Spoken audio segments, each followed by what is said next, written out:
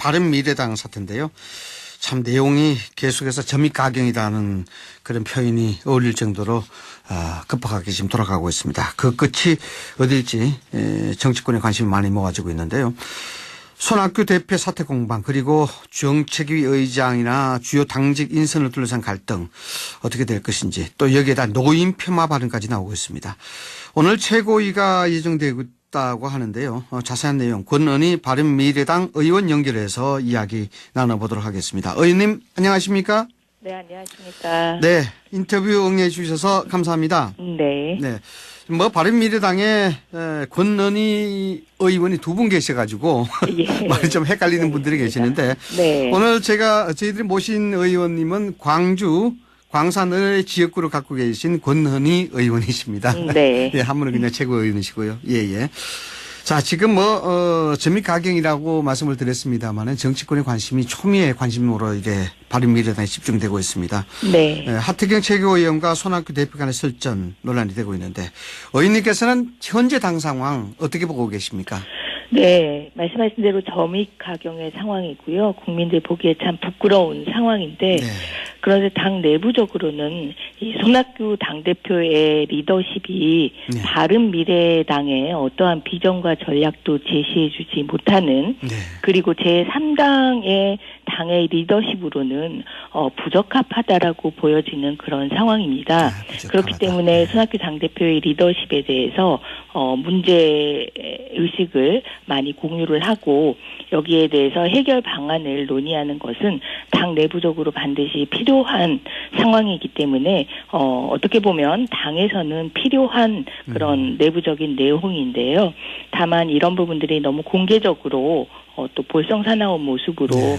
이렇게 외부로 밝혀지지는 않은 그런 상황에서 내부적으로 좀 차분하게 진행해 나갔으면 하는 바람입니다. 이게 왜 정당이라는 것이 이제 공당의 개념이 있기 때문에 아무리 조용히 하려고 해도 잘하지 않지 않습니까? 네, 알겠습니다.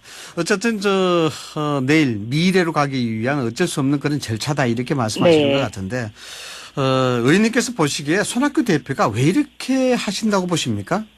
그 이유를 사실은 의원들은 모두 앉으면 회의 테이블에 둘러앉으면 왜 그러시는지 다들 궁금해합니다. 네, 저희들도 사실 궁금합니다 이게. 예, 지금 현재 손학규 대표님께서는 지금 제7공화국 그리고 선거제도의 개혁 그리고 합의 정치의 실현이라는 그런 정치적인 목표를 실현하시겠다라고 그렇게 말씀을 하시는데요.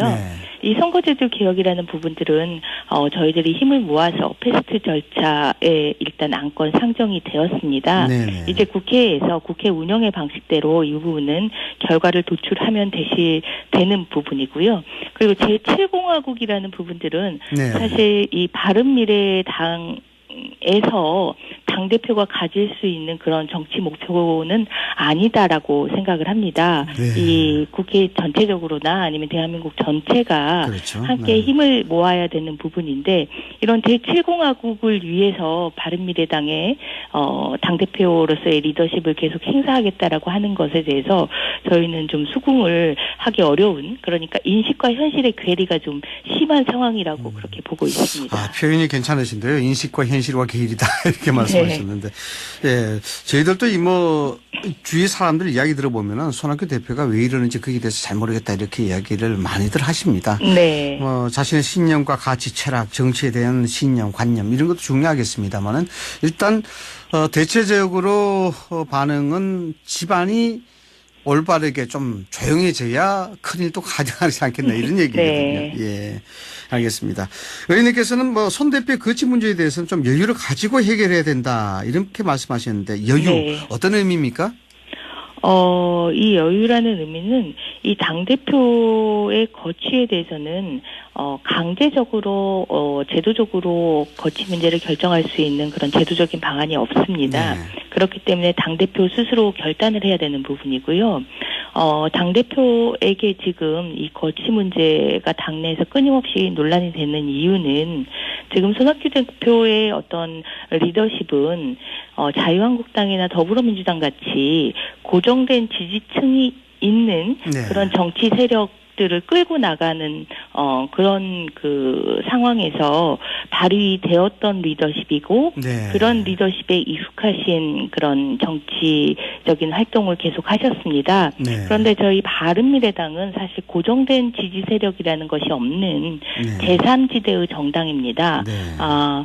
그 기민하게 저희들에 대해서 정치적인 수요를 가지고 있는 그런 층을 만나서 대응을 해서 이를 지지로 이끌어내고 그렇죠. 네. 그리고 또 저희들이 지지 세력들을 형성해 나가는 그런 적극적인 좀 활동을 해야 되는 그런 네. 특성들이 있습니다. 네. 그런데 지금 손학규 대표님의 리더십은 과거의 리더십에 안주되어 있고 지금 제3지대의 정당인 저희 바른미래당의 그 리더십의 새로운 그 리더십의 행태에 맞지 않는 그런 모습이고 새로운 리더십의 행태에 대해서 재정립을 해야겠다라는 그런 필요성이나 인식도 스스로 하지 못하는 그런 상황이기 때문에 네. 거치 문제가 나오는 건데 그럼에도 불구하고 이 거치에 대해서는 강제적인 방법이 없기 때문에 손학규 대표님이 이 부분에 대해서 당대표의 리더십에 대해서 왜 이런 거치 문제가 나오는지에 대해서 차분하게 생각해 보시고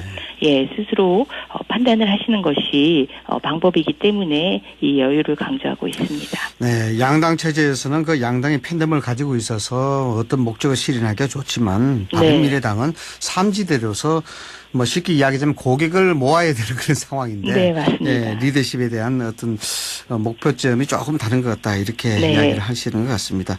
자, 어찌됐든 손 대표가 또 민평당 의원들에게 입당 권유했고 또 유승민을 몰아내자.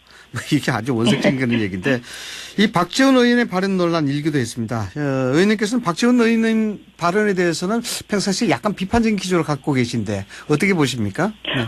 박지원 의원님 발언에 대해서는 그렇게 크게 의미를 부여하고 듣고 있지는 않습니다. 왜냐하면 이 발언들의 특성이 일단 본인의 어떤 정치적인 의도를 기반으로 해서 필요한 상황이나 인용할 발언들에 대해서 과장을 하거나 아니면은 확대 재생산을 하는 그런 습관들을 보이고 계시기 때문에 이 발언과 관련해서는 크게 의미를 부여하고 있지 않고요. 이 유승민계를 몰아내자고 했다는 이 발언은 이 바른미래당의 그 갈등을 이용을 해서 민평당과의 통합이나 연대 부분에 대해서 유리하게 작용하게 할 의도로 이런 발언들을 과장하고,나 확대시킨 그런 측면이 있다라고 인식을 하고 있습니다. 네, 생각하기에 따라서는 이게 상당히 확대될 수도 있는 그런 얘기인데 네. 의원님 이게 아니 땡 꿀뚝에 연기 나겠습니까?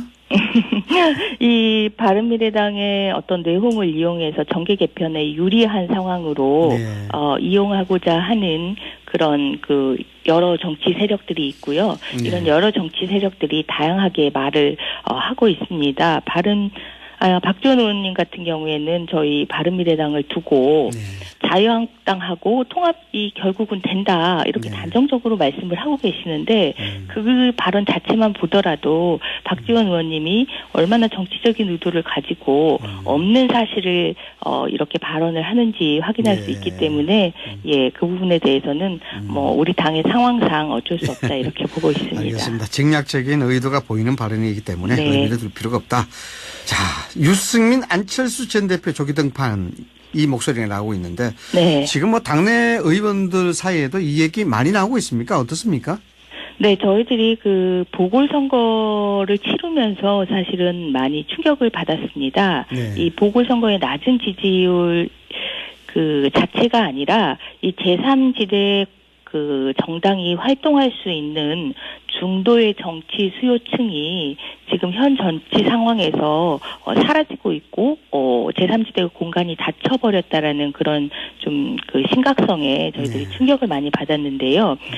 그렇게 하면서 이 유승민 안철수에 대한 리더십이 자연스럽게 의원들 사이에서 형성이 되고 당원들 사이에서 형성이 됐는데 이 안철수의 리더십은 그 국민의당이라는 제3지대의 그 공간을 처음으로 열었던 그런 리더십이었고 유승민 대표 역시 그 양대의 기득권 정당 중에 하나였던 자유한국당을 뛰쳐나와서 대선 후보로서 활약을 해서 일정 정도의 득표를 했던 제3지대에서 어느 정도 본인들의 인물 경쟁력으로 공간을 열어낼 수 있는 그런 리더십이기 때문에 지금 바른미래당에 필요한 리더십은 이런 리더십이 아닌가라는 그런 목소리들이 많이 나오고 있습니다. 알겠습니다. 의원님 얼마 전에 말이죠. 어제 저희 방송에 출연하셔서 이야기를 하셨는데 김철근 전 대변인이 독일로 갔다는 얘기 있었습니다. 네. 이 얘기 들어보신 적 있으신가요? 예, 독일로 가서 만나 뵙고 왔다라는 얘기는 들어봤습니다. 어떤 얘기가 전해지던가요? 딱히 구체적인 얘기, 국내 상황에 대한 어떤 안철수 대표의 메시지 이런 부분들은 없고, 국내 상황에 대해서는 메시지를 지금 내지 않고 있는 상황이라고 알고 있습니다. 네, 알겠습니다. 자, 어찌됐든 이게 지금 오신환 원내대표 체제가 들어와서 새로운 어떤 지도부가 꾸려진다라는 그런 가능성 또 희망이 좀 보이기도 했습니다만 어떻습니까? 의원님 보시기에 오신환 전 대표가 손학규 당대표와 이 갈등 해소시키기 위한 노력 상당히 많이 하고 있다고 보십니까? 아니면 좀 부족하다고 보십니까? 본인의 위치 자체가 퇴진을 요구하는 입장과 그리고 손학규 당대표 사이에서 어떤 중재자적인 역할을 해야 된다. 본인이 화합할 수 있는 양쪽이 다 받아들일 수 있는 그런 안들을 마련해야 된다라는 그 인식에 대해서는 충분히 자신의 역할에 대해서 그렇게 인식을 하고 있는 것 같고 다만 지금 이 양쪽의 입장이 너무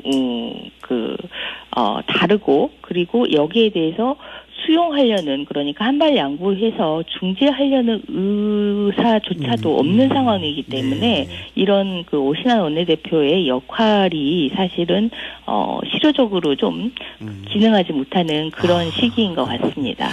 예, 알겠습니다. 자, 이제 패스트트랙 관련해서 좀 여쭤보겠는데요. 예. 민주당 백혜련 의원 법안하고 의원님이 제출한 법안하고 같이 올라가 있는데 가장 큰 차이점 간단하게 좀 짚어주시죠. 예, 공수처 법안이 이 두 개의 안이 올라가 있는데요. 민주당 백혜련 의원의 법안에 비해서 제 법안은 독립성과 수사의 효율성 그리고 견제 이 세 가지가 좀 더 강화가 되어 있습니다.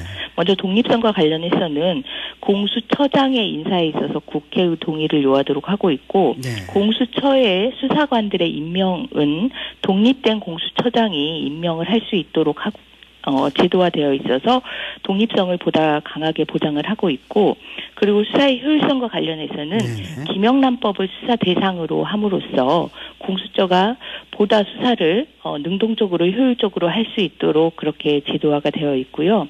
그리고 수사와 기소의 분리라는 그런 견제의 원리를 공수처에도 적용을 해서 기소는 기소심의위원회라는 것을 구성을 해서 일반 국민들이 이 기소와 관련된 판단을 권한을 행사할 수 있도록 그렇게 규정을 함으로써 견제의 원리도 구현을 했습니다.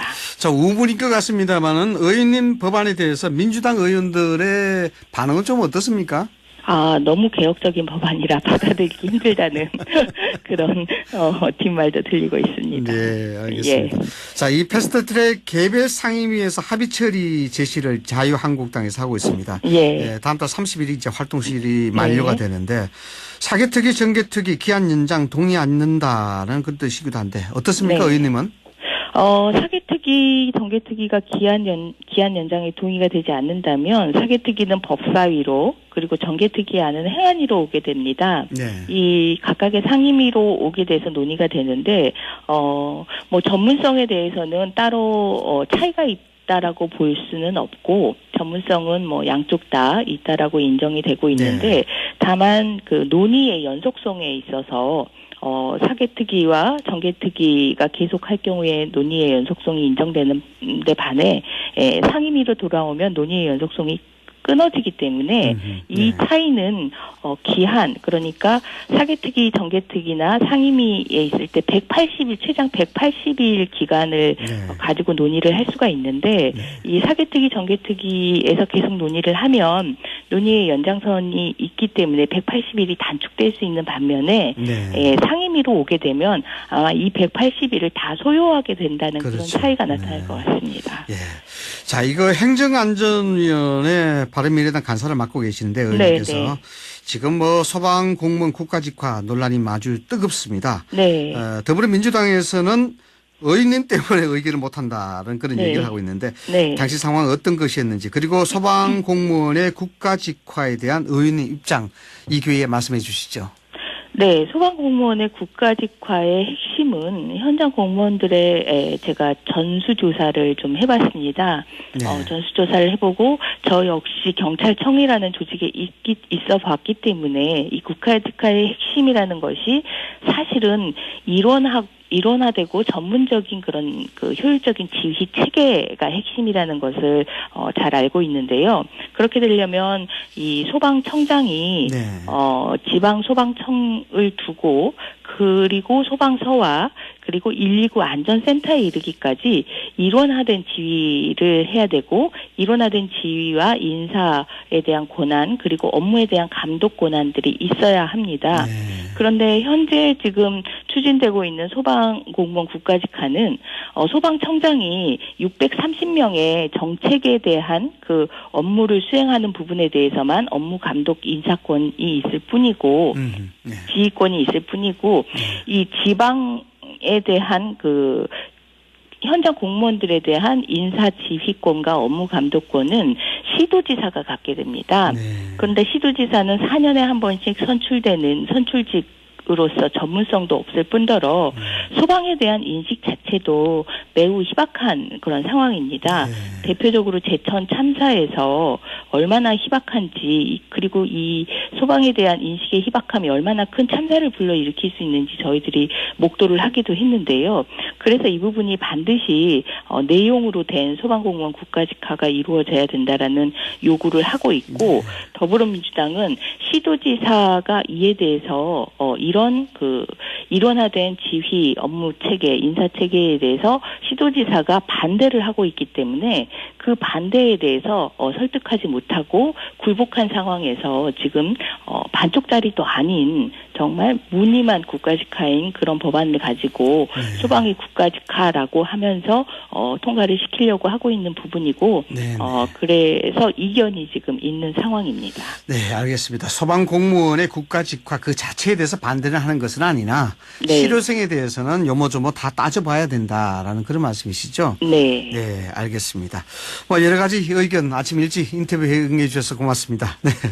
네. 지금까지 권은희 바른미래당 광주 광산을 국회의원과 이야기 나눠봤습니다. 오늘 말씀 감사합니다. 네, 감사합니다.